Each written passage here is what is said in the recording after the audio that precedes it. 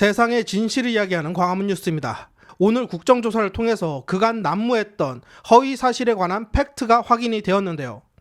재미있는 부분이 민주당 소속의 사성장군 출신 김병주 의원이 이른바 제보를 받았다라고 발언을 하며 주장을 했었던 허위 사실에 대해 동시대에 같이 군에서 근무했었던 국민의힘 소속 여성 장군 출신인 강선영 의원이 팩트를 밝혀버렸습니다. 이에 김병주 의원은 국정조사가 진행되는 동안 계속해서 울그락불그락 얼굴이 찡그려졌는데요. 이게 어떻게 된 일인지 같이 알아보시죠. 여러분의 구독과 좋아요는 많은 시민들에게 진실을 전파하는 힘을 가지고 있습니다. 네, 합참 의장님께 질문 드리겠습니다. 합참 의장님께서는 국군조직법 제9조에 의해서 국방부 장관을 불령에 안에서 보좌 하는데 당시 그 계엄사령관은 육군 참모총장에게 임명을 했기 때문에 합참 의장님께서 그러면은 계엄사와 관계없이 조치한 것이 있습니까? 예, 저희들이 조치한 것은 북한의 일단 오판을 방지하기 위한 군사 대비 태세 강화에 일단 집중을 주었습니다. 그 임무에 집중해서 임무를 수행했다고 말씀드립니다. 네, 그 사항에 보면은 앞서 우리 김병주 의원님께서 말씀하신 경계태세 2급 보호 조치가 있습니다. 조치 보호 하달한 게 있지 않습니까? 예, 자, 그럼 경계태세 2급 보호 하달이 계엄과 연관이 있습니까? 계엄과 연관성은 없습니다. 계엄과 그 계엄사령부와 합참지휘 조직은 완전히 개선에 형성이 되어 있지 않습니다. 그런데 이제 지금 12월 5일 날 일부 지역 매체에서도 얘기하고 있고 좀 전에 김승원 의원님께서 말씀하시는데 군인이 군청을 점령했다. 이러한 얘기들을 하고 있는데 제가 군인인 저로서는 참 안타까운 게 김병주 의원님께서 군대 생활을 하셨기 때문에 우리 합참으로부터 예하부대까지는 어떤 특정한 조치사항이 내려오면 자동으로 실행하게 되어 있는 자동조치부호라는 게 있습니다. 그죠? 동의하시죠? 예, 동의합니다. 그중에 경계태세 2급이 발령되면 자동으로 조치되게 되어 있는 게 군경 합동 상황실 준비라는 게 있습니다. 맞죠? 세부적으로 다 공개하기는 어렵지만은 맞죠, 그런 상황들이 계속적으로 선제적으로 돌아간다고 볼 수 있습니다. 네, 왜 그러냐면 지금 이 군경 합동 상황실 이 얘기를 하는 것은 군인이 계엄사령부를 만들기 위해서 갔다라고 지금 군인이 자꾸 민간 군청을 장악했다라는 이러한 얘기들이 있어서 제가 안타깝지만 제가 군 보안이지만 말씀을 드리는 겁니다.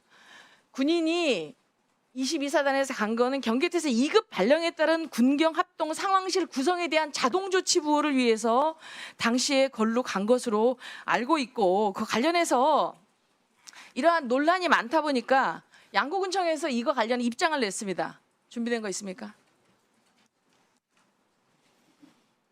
자, 보십시오. 지금 이 비상계엄령 당시 양구군청에서 군인이 왜 출입했느냐. 비상계엄령 당시 군부대시 양구군청에 출입한 사실은 경계태세 2급 발령에 따라서 군경합동 상황실을 운영하기 위해서 준비 차원에서 방문했다. 그래서 무력으로 진압하거나 직원들과 군인들의 안전을 위협할 만한 일들이 전혀 없었다라고 이건 양구군청에서 공지한 사항입니다. 자, 그래서 지금 일부 언론에서 잘못 이야기한 것까지는 이해하지만 군대 생활을 하신 김병주 의원님께서 자동조치부호를 모를 리가 없고 합참에서 자동조치부호 발령을 하기 전에 경계태세 2급 발령을 하면서 한반도의 정전 사태를 감시하도록 되어 있는 유엔사와 연합사회 이 사항을 사전에 협조하고 조치 상황을 통보하지 않았습니까? 예, 일단 상황이 발생되면은 구체적인 상황까지 통보는 안 하지만 자동으로 참모들이 NC라는 개념에 의해서 통보하게 되어 있습니다. 네, 이와 같이 군이 계엄이 발령하면서 대북태세 강화를 대응하기 위해서 한 조치 부호마저 그다음에 그러한 대응마저 지금 외환죄로 다 민주당에서는 주장을 하고 있습니다. 지난 12월 8일 날 국회 기자간담회에서 이재명 대표님께서는 북한의 오물풍선의 원점 타격을 계획했다가 합참의장의 반대에 실행하지 못했다. 만약에 미사일 발사나 폭격기를 사용한 타격밖에 없는데 실행됐다면 외환 유도죄에 해당한다라고 말씀하셨고요. 지난 내란 특검 2차 발의안 안에 보면은 내란 특검법이 해외 분쟁 지역의 파병, 대북 확성기 가동, 대북 전단살포, 무인기 평양 침투, 북한의 오물풍선 타격, NLL 북한 공격 유도 등이 외환 유치죄에 해당한다라고 이렇게 포함시켰는데 의장님께서는 평시 작전 통제권을 갖고 계신데요. 한미 간에 전시를 대비한 작전 계획 5천 단위와 평시에 3천 단위의 국지 도발 계획을 갖고 계시죠? 예, 군은 뭐 전쟁 계획을 가지고 있는 게 기본 임무입니다. 자, 2010년 이전에도 다른 명칭으로 이 계획이 있었습니다. 2004년 노무현 정부에서도 이름이 북도발 응징 계획이었습니다. 노무현 정부는 2007년 남북 정상회담을 하면서 최초로 남한의 대통령이 도보로 군사분계선을 넘어서 평화 무드 분위기가 있었지만 그래도 북도발 응징 계획이 있었습니다. 그러나 당시에 만들어 놓은 북한 표적이 100개밖에 안 되다 보니까 당시에는 아군의 감시 체계와 타격 수단의 제한이 많았죠. 그래서 2010년도 천안함 폭침과 연평도 포격 도발을 당했습니다. 그래서 2011년부터 3천 단위로 시작하는 평시 국지 도발 계획이 발전됐고 2016년 이후에 구체화됐고요.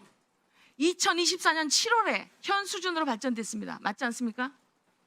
뭐 구체적으로 확인해 줄 수는 없지만은 군이 창설된 이후부터는 모든 도발 계획에서 발전시키는 게 기본적으로 군의 임무라고 생각하고 발전시키고 있다고 말씀드리겠습니다. 방어를 북한에 대한 공격의 억지를 기본적으로 갖고 있는 저희 군은 그렇지만 상대의 무기 체계의 종류, 위협 수준, 수량 등의 직면한 위협의 변화에 따라서 지속적으로 북한에 대한 표적을 발전시키고 이거에 대한 유사시 원점 타격을 할 수 있는 준비를 해왔습니다. 계속 맞지 않습니까? 예, 다양한 도발에 대비해서 대비 태세를 유지하고 있다고 말씀드리겠습니다. 그리고 북한의 오물풍선이 많이 발생하면서 지난해 8월에 민주당의 김병주 의원께서도 공중요격을 몇 차례 강조하셨습니다.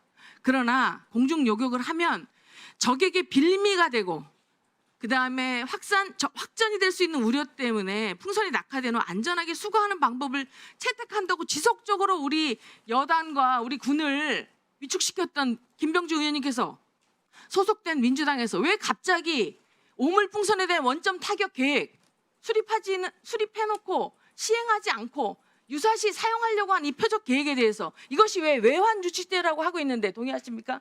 동의하지 않습니다. 또한 9.19 군사합의 효력이 정지되고 서북도서 포사격 훈련이나 NLA 인근에 한포사격이 정상화됐는데 이것도 과거보다 9.19 합의 이전보다 강화된 것입니까? 아닙니다. 뭐 군은 기본적으로 교육 훈련을 하는 것이 강한 교육 훈련 하는 것이 군의 임무라고 생각합니다. 자, 그래서 제가 생각하는 것은 일부 확성기 방송이라든지 오물풍선에 대한 대응, 그 다음에 이런 것들이 북풍 공작으로 지금 몰아가고 있는데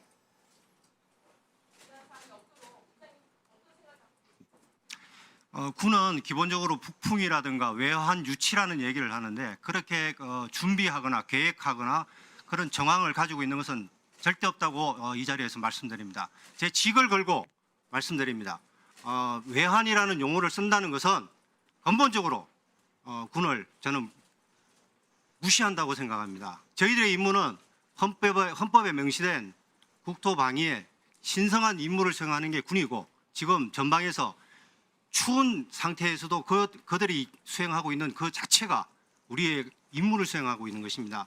만약에 이런 걸 가지고 북풍이라는 이런 얘기를 쓴다 그러면은 모든 것이 거기에 함몰될 수 있다 이렇게 생각합니다. 군사작전은 절대로 이렇게 조사나 수사의 개념이 아니라 지휘관의 판단과 결심 영역에 존재해야 된다고 생각합니다. 자꾸 이런 것을 가지고 가져오면은 군이 정치적 중립을 보장받아야 되는 그런 데에서는 저는 굉장히 유감스럽게 생각합니다. 이상입니다. 아주 심히 유감입니다. 그 국민의힘 강선영 의원이 저의 이름을 들어가면서 마치 외환죄의 부당성을 그거와 연결해서 하는 건데 이것은 아주 심히 유감입니다. 먼저 그 상대당의 의원의 이름을 거론을 자꾸 하는 것은 상도리에도 안 맞고요. 또 내용 자체도 완전히 왜곡입니다. 제대로 알고 나세요. 제가 얘기한 것은 북한의 오물풍선이 넘어올 때 GOP 선상에서 군사분계선 넘어오기 때문에 거기에서 대공하기는 중간에 공중에서 자폭되는 겁니다. 그 타는 북한으로 넘어가지도 않아요. 그리고 사거리 한 2km 내외로 하면은 북한에 넘어가지도 않습니다. 그런 걸로 요격할 수 있는 건 해야 된다. 그래서 다양한 방법을 합참이 강구해라. 속수무책으로 하지 말고 이것을 그 당시 주문한 것이고요.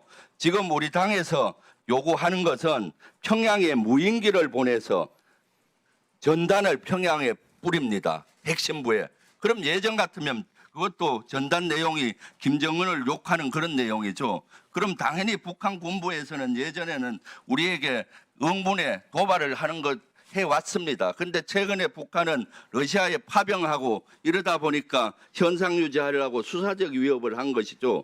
마찬가지입니다. 오물풍선의 원점 타격은 오물풍선을 보내는 지역은 군사 분계선으로부터 10km에서 한 15km 북한 후방 지역이에요. 거기에 원점을 타격하려면 포사격이나 미사일이나 또는 전투기로 해야 되는 건데 그렇게 되면 당연히 국지전이 벌어지는 거죠.